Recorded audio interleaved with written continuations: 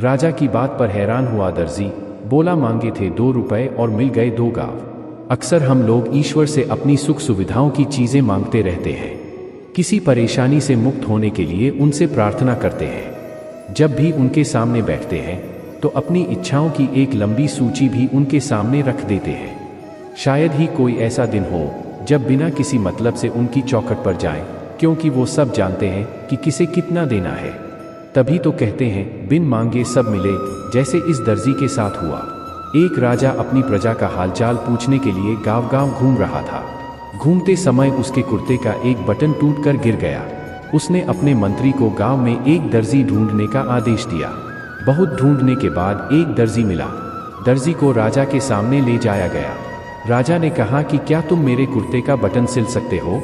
दर्जी ने कहा जी महाराज, यह तो बहुत ही आसान काम है। उसने बटन लेकर कुर्ते पर टांग दिया। राजा ने दर्जी से पूछा कि कितने पैसे हुए? उसने कहा कि महाराज इतना छोटा सा काम था, रहने दीजिए। राजा ने फिर से दर्जी से पूछा, बोलो कितने रुपए दूं? दर्जी ने मन में सोचा कि जब महाराज इतना पूछ ही रहे हैं तो 2 रुपए मांग लेता हूं। फिर उसने सोचा कि कहीं राजा यह न सोचें कि यह बटन टांगने के बदले में मुझसे 2 रुपए ले रहा है, तो गांव वालों से कितना लेता होगा। उस जमाने में 2 रुपए की कीमत बहुत होती थी। दर्जी ने कहा कि महाराज आपको जो ठीक लगे उतना दे दीजिए। राजा तो राजा होता है, उसे तो अपने ही हिसाब से देना था। उसने मंत्री से कहा कि इस दर्जी को 2 गांव दे दो, यह हमारा हुक्म है। यह सुनकर दर्जी हैरान रह गया, क्योंकि वह तो सिर्फ 2 रुपए की ही मांग कर रहा था और राजा ने तो उसे 2 गांव दे दिए। कहने का तात्पर्य यह है कि जब हम ईश्वर पर सब कुछ छोड़ देते हैं तो वह अपने हिसाब से सबको देते हैं।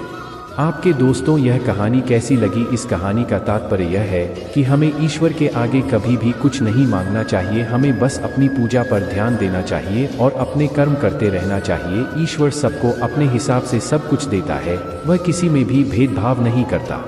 बस आप कर्म करते रहिए। आप अच्छे कर्म करोगे तो फल भी अच्छा ही मिलेगा। हमें भगवान की पूजा निस्वार्थ मन से करनी चाहिए, ना कि किसी लोग लालच के मन से। हम आशा करते हैं कि आपको हमारी यह वीडियो पसंद आई होगी। आगे और भी ऐसी ही वीडियो देखने के लिए हमारे चैनल को लाइक करें, सब्सक्राइब करें, शेयर करें और हमारे साथ जुड़े रहिए। धन्यवाद।